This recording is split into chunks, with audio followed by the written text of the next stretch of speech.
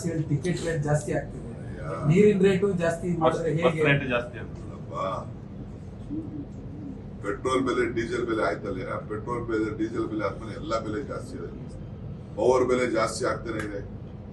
ನಮ್ಮ ಸರ್ಕಾರ ಬಂದ್ಮೇಲೆ ಪವರ್ ಬೆಲೆ ಲೆಕ್ಕ ಹಾಕ್ಬಿಟ್ಟು ಕಡಿಮೆನೂ ಮಾಡಿಲ್ವ ನಾವು?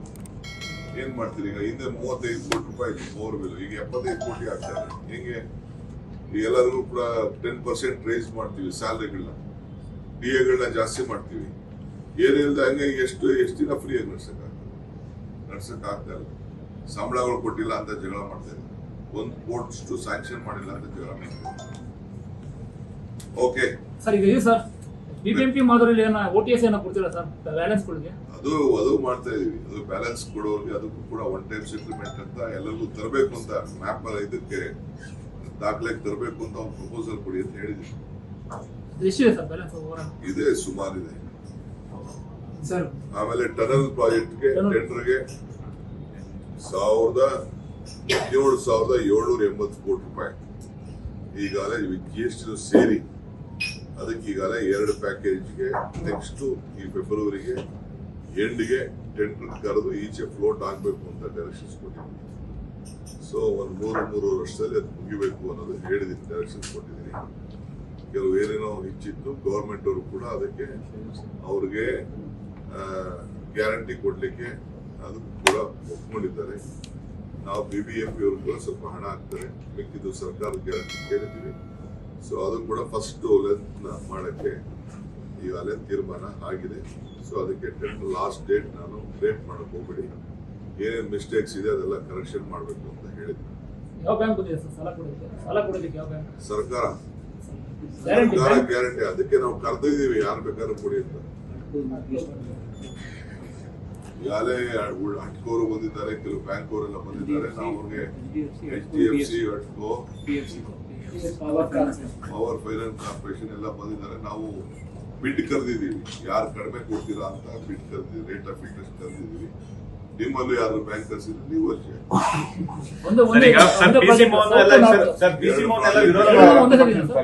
ಫಸ್ಟ್ ಪ್ರಾಜೆಕ್ಟ್ ತಗೋತೀವಿ, ಸೆಕೆಂಡ್ ಪ್ರಾಜೆಕ್ಟ್ ರೆಡಿ ಮಾಡ್ತೀವಿ. ಸರ್, ಈಗ PC ಮೋಹನ್ ಎಲ್ಲ ಲೆಟರ್ ಬರೆದಿದ್ದಾರೆ, ಅದಕ್ಕೆ ವಿರೋಧ ವ್ಯಕ್ತಪಡಿಸಿದ್ದಾರೆ, ಈ ತರ ಟನಲ್ ಬೇಡ ಅನ್ನೋದು. ಆಯ್ತು, ಅವ್ರ ಜಮೀನು ಯಾರ ಜಮೀನು ಹೋಗಲ್ಲ, ಭೂಮಿ ಒಳಗಡೆ. ಸರ್, ಇದ್ರ ಪ್ಯಾಲೇಸ್ ಗ್ರೌಂಡ್ ಬರುತ್ತಾ ಸರ್? ಇದರಲ್ಲಿ ಪ್ಯಾಲೇಸ್ ಗ್ರೌಂಡ್ ಕೂಡ ಇನ್ಕ್ಲೂಡ್ ಆಗುತ್ತಾ? ಒಳಗೆ ಎಲ್ಲೋದ್ರೂ ಭೂಮಿ ಒಳಗಡೆ ಹೋಗುತ್ತಾನೆ.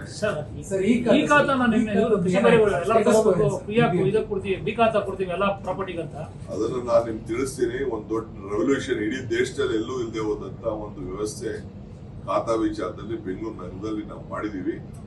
ಇದನ್ನ ಇವತ್ತು ಮಾತಾಡಲ್ಲ ನಾನು, ನೆಕ್ಸ್ಟ್ ವೀಕ್ ಅದ್ರ ಬಗ್ಗೆ ಪ್ರೆಸ್ ಕಾನ್ಫರೆನ್ಸ್ ಮಾಡ್ತೀನಿ. ಸರ್, ಮೈಕ್ರೋ ಫೈನಾನ್ಸ್ ಹೊಸ ಕಾನೂನನ್ನ ಜಾರಿ ಮಾಡಕ್ ಹೋಗ್ತಿದ್ದೀವಿ ಸರ್. ಏನ್ ಕಾನೂನು, ಇದರಿಂದ ಏನ್ ಅನುಕೂಲ ಆಗುತ್ತೆ ಸಾರ್ವಜನಿಕರಿಗೆ?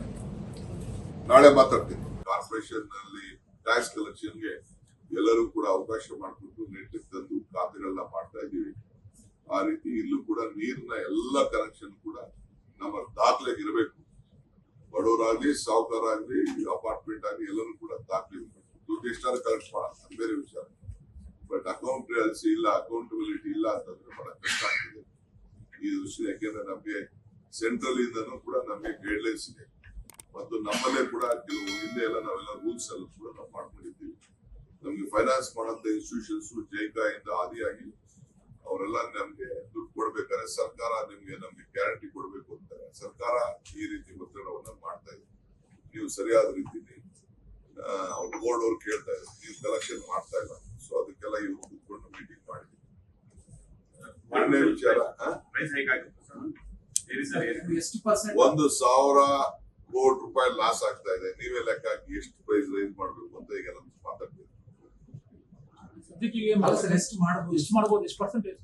1,000 ಕೋಟಿನ ಮ್ಯಾನೇಜ್ ಮಾಡ್ಬೇಕಲ್ಲಪ್ಪ, ತೀರ್ಮಾನ ಇಲ್ಲ. ಅದು ಕೇಳಿದೀನಿ, ಪ್ರಪೋಸಲ್ ರೆಡಿ ಮಾಡಿ ಅಂತ ಹೇಳಿದೀನಿ. ಬಟ್ ಎಲ್ಲ ಬಡವರು 1 ಪೈಸಾನು ಕೊಡ್ಲಿ, ಜಾಸ್ತಿ ಕೊಡದಿದ್ರು ಕೂಡ 1 ಪೈಸಾ, 1 ಲೀಟರ್ 1 ಪೈಸಾನು ಕೊಡ್ಲಿ. 1 ಪೈಸೆ ಜಾಸ್ತಿ ಇರುವಲ್ಲ, ಲೆಕ್ಕಕ್ಕೆ ಬರ್ಲಿ ಅಂತ ಸುಮ್ನೆ ಓಪನ್ ಮಾಡ್ಬಿಡ್ತಾರೆ. ಅಲ್ಲಿ ಫ್ರೀ ಇದು ಅಂದ್ಬಿಟ್ಟು ಸ್ಲಮ್ಗೆ ಅಂತ ಅಲ್ಲಿಂದ ಒಳಗಡೆ ಹಾಕೊಂಡು ಹೋಟ್ಲು ಅಂತ ತಗೋತಾ ಇರ್ತಾರೆ, ಅಂಗಡಿ ತಗೋತಾ ಇರ್ತಾರೆ. ಇವೆಲ್ಲ ಬೇಕಾದಷ್ಟೆಲ್ಲ ನಮ್ಗೆ ದಾಖಲೆಗಳೆಲ್ಲ ತಂದಿದ್ದಾರೆ. ಸರ್, 1,000 ಕೋಟಿ ಮ್ಯಾನೇಜ್ ಮಾಡೋದಕ್ಕೆ PWSSB ಅವರು ಯಾವ ತರದ ಏನ್ ಹೇಳಿದ್ದಾರೆ, ಎಷ್ಟು ಮಾಡಿದ್ರೆ ಸದ್ಯಕ್ಕೆ ಅವ್ರು ತಿಳಿಸಿದ್ದಾರೆ, ಅವರೆಲ್ಲ ವರ್ಕೌಟ್ ಮಾಡ್ಲಿ, ಒಂದ್ 2-3 ಆಪ್ಷನ್ಸ್ ಕೊಡ್ತಾರೆ, ಏನೋ ಒಂದು ವಯ ಮೀಡಿಯಾ ಮಾಡಿ ಅವ್ರೇನೋ ಹೇಳ್ತಾ ಇದಾರೆ. ಅವರು ಅದನ್ನ ಸ್ವಲ್ಪ ವರ್ಕೌಟ್, ಜನಕ್ಕೂ ಭಾರ ಆಗ್ಬಾರ್ದು, ನಮ್ಮ PWSSB ಸಂಸ್ಥೆ ನಡಿಬೇಕಲ್ಲ, ಸರ್ ಬಹಳ ಅದಕ್ಕೆ ನಮ್ಮಂತ ರಾಜಕಾರಣಿಗಳು ಸೇರ್ಕೊಂಡ್ಬಿಡ್ತೀವಿ ಇಲ್ಲಿ ಅಂದ್ಬಿಟ್ಟು ಯಾರು ರಾಜಕಾರಣಿಗಳು ಚೇರ್ಮನ್ ಮಾಡಬಾರ್ದು ಅಂತ ಹಿಂದೆ ಕಾನೂನು ಮಾಡಿದ್ವಿ. ಸೊ ಇವತ್ತು ನಮ್ಮ ಅರ್ಬನ್ ಡೆವಲಪ್ಮೆಂಟ್ ಡಿಪಾರ್ಟ್ಮೆಂಟ್ ಅಲ್ಲಿ PWSSB ಕಾರ್ಪೊರೇಷನ್ ಇವೆರಡು ಯಾವ ಸ್ಟೇಜ್ ಅಲ್ಲಿ ಇದೆ, ಏನೇನ್ ಆಗ್ತಾ ಇದೆ, ಸಾಧಕ ಬಾಧಕಗಳೆಲ್ಲ ಕೂಡ ಇವತ್ತು ನಾವು ಚರ್ಚೆ ಮಾಡಿದ್ದೇವೆ. ಮೊದಲು ನಾವು ಬೆಂಗಳೂರು ವಾಟರ್ಗೆ ಮುಂದಿನ ಸಮ್ಮರ್ಗೆ ಯಾವ ತರದ ತೊಂದರೆ ಆಗ್ಬಾರ್ದು ಅಂತೇಳಿ ಈಗಿಂದಲೇ ಅದಕ್ಕೆ ಪ್ರಿಪರೇಷನ್ ರೆಡಿ ಮಾಡ್ಕೊಳ್ತಾ ಇದ್ದೀವಿ. ಎಲ್ಲೂ ಕೂಡ ನೀರಿಗೆ ಸಮಸ್ಯೆ ಆಗ್ಬಾರ್ದು, ಯಾವ್ದಾದ್ರು ಕೆರೆಗಳನ್ನ ತುಂಬಿಸ್ಬೇಕು ಅಂಡರ್ ಗ್ರೌಂಡ್ ವಾಟರ್ಗೆ ಅಂತೇಳಿ ಅದಕ್ಕೆಲ್ಲ ರೆಡಿ ಮಾಡ್ಕೊಳ್ಳಿ ಅಂತ ನಾನು ಹೇಳಿದ್ದೇನೆ. ಈಗಾಗಲೇ ನಮ್ಮ ಸ್ಟೇಜ್ ಕಂಪ್ಲೀಟ್ ಆಗಿದೆ. ಸುಮಾರು 24,000 ಈಗಾಗಲೇ 15,000 ಕಲೆಕ್ಷನ್ ತೆಗೆದುಕೊಂಡಿದ್ದಾರೆ. ಇನ್ನ ಒಂದು 20,000 ಅಷ್ಟು ಕಲೆಕ್ಷನ್ ತಗೊಳ್ಬೇಕು. ಎಷ್ಟು ಅಪಾರ್ಟ್ಮೆಂಟ್ಗಳು ಕೂಡ ತೆಗೆದುಕೊಳ್ತಾ ಇಲ್ಲ. ಸೊ ಅವರೆಲ್ಲ ಕಂಪಲ್ಸರಿ ತೆಗೆದುಕೊಳ್ಳಲೇಬೇಕಾಗ್ತದೆ. ಯಾಕೆಂದ್ರೆ ನಾವು ಇಷ್ಟು ಇನ್ವೆಸ್ಟ್ಮೆಂಟ್ ಮಾಡಿ ಅವರೆಲ್ಲ ಬೇರೆ ಬೇರೆ ರೂಪದಲ್ಲಿ ನೀರು ತೆಗೆದುಕೊಂಡು ನಮ್ಗೆ ಡೆಪಾಸಿಟ್ ಕಟ್ಟಬೇಕಾಗ್ತದೆ, ಸರ್ವಿಸ್ ಚಾರ್ಜಸ್ ಕಟ್ಟಬೇಕಾಗ್ತದೆ ಅಂತ ಹೇಳಿ ಕೆಲವರೆಲ್ಲ ನಮ್ಮ ಸಿರ್ವೇಜ್ ಎಲ್ಲ ಬೇರೆ ಲೈನ್ಗೆ ಅನ್ಅಫಿಷಿಯಲ್ ಆಗಿ ಕೆಲವರೆಲ್ಲ ಕನೆಕ್ಷನ್ ಕೊಟ್ಟಿದ್ದಾರೆ. ಇದೆಲ್ಲ ನಾವು ತಡೆಲಿಕ್ಕೆ ಈಗಾಗಲೇ ವ್ಯವಸ್ಥೆಯನ್ನು ನಾವು ಮಾಡ್ಬೇಕಾಗ್ತದೆ. ಪ್ರತಿ ಒಂದು ಮನೆಗೂ ಹೋಗಿ, ಪ್ರತಿ ಒಂದು ಅಪಾರ್ಟ್ಮೆಂಟ್ ಹೋಗಿ ಅವ್ರಿಗೆಲ್ಲ ನಾನು ತಿಳುವಳಿಕೆ ಹೇಳಿ ಅದನ್ನ ನೀವು ಕನೆಕ್ಷನ್ ತಗೋಬೇಕು ಅಂತ ನಾನು ಇವತ್ತು ಡೈರೆಕ್ಷನ್ಸ್ ಕೊಟ್ಟಿದ್ದೀನಿ. ಈ ಮಧ್ಯದಲ್ಲಿ 2000 ತಮ್ಮ ತಿಳಿಸಿದಂಗೆ 2014ರಲ್ಲಿ ಇಲ್ಲಿವರೆಗೂ 11 ವರ್ಷದಿಂದ ವಾಟರ್ ಬಿಲ್ಲು ನಾವು ರೇಸ್ ಮಾಡಿಲ್ಲ. ಅನೇಕ ಕಾರಣದಿಂದ PWSSBಗೆ ವರ್ಷಕ್ಕೆ 1,000 ಕೋಟಿ ರೂಪಾಯಿ ಲಾಸ್ ಆಗ್ತದೆ. ಪವರ್ ಬಿಲ್ಲೇ ಹಿಂದೆ 35,000 ಕೋಟಿ ರೂಪಾಯಿ, ಈಗ 75 ಕೋಟಿ ಆಗಿದೆ. ಇನ್ನ ಬೇರೆ ಹ್ಯೂಮನ್ ರಿಸೋರ್ಸಸ್, ಬೇರೆ O&M, ಬೇರೆ ಇವೆಲ್ಲ ಲೆಕ್ಕ ಹಾಕೊಂಡ್ರೆ 85 ಕೋಟಿ ರೂಪಾಯಿ ತಿಂಗಳಿಗೆ ಲಾಸ್ ಆಗ್ತಾ ಇದೆ. ವರ್ಷಕ್ಕೆ 1,000 ಕೋಟಿ ರೂಪಾಯಿ ಲಾಸ್ ಆಗ್ತಾ ಇದೆ. ಸೊ ಅನಿವಾರ್ಯತೆ ಇದೆ. ನಮ್ಮೆಲ್ಲ ಬೋರ್ಡ್ ಅವರೆಲ್ಲ ಹೋಗಿ ಎಲ್ಲ ನಮ್ಮ ಶಾಸಕರುಗಳನ್ನೆಲ್ಲ ಭೇಟಿ ಮಾಡಿ ಅವರೆಲ್ಲ ರಿಕ್ವೆಸ್ಟ್ ಮಾಡ್ಕೊಂಡಿದ್ದಾರೆ. ಸೊ ಬೋರ್ಡ್ ಅವರೆಲ್ಲ ರಿಕ್ವೆಸ್ಟ್ ಮಾಡಿ ನಮ್ಗೆ ತೊಂದರೆ ಆಗ್ತದೆ ಮುಂದಕ್ಕೆ ಅಂತ ಹೇಳಿ, ನಮ್ಗೆ ಸಂಬಳಕ್ಕೂ ಇರಲ್ಲ. ಈಗ ನಾವು ಹೊಸದಾಗಿ ಎಕ್ಸ್ಪ್ಯಾನ್ಷನ್ ಮಾಡಕ್ ಹೋದಾಗ ಎಲ್ಲ ಬ್ಯಾಂಕ್ಸ್ ಅವರು, ಫೈನಾನ್ಷಿಯಲ್ ಇನ್ಸ್ಟಿಟ್ಯೂಷನ್ಸ್ ಎಲ್ಲ ನೀವೆಲ್ಲ ಲಾಸ್ ಮಾಡ್ಕೊಂಡಿದ್ದೀರಿ ಅಂತೇಳಿ ಅವರು ನಮ್ಮ ಮೇಲೆ ಸಹಕಾರ ಕೊಡ್ಲಿಕ್ಕೆ, ಲೋನ್ ಕೊಡ್ಲಿಕ್ಕೆ ಹೋಗ್ತಾ ಇಲ್ಲ.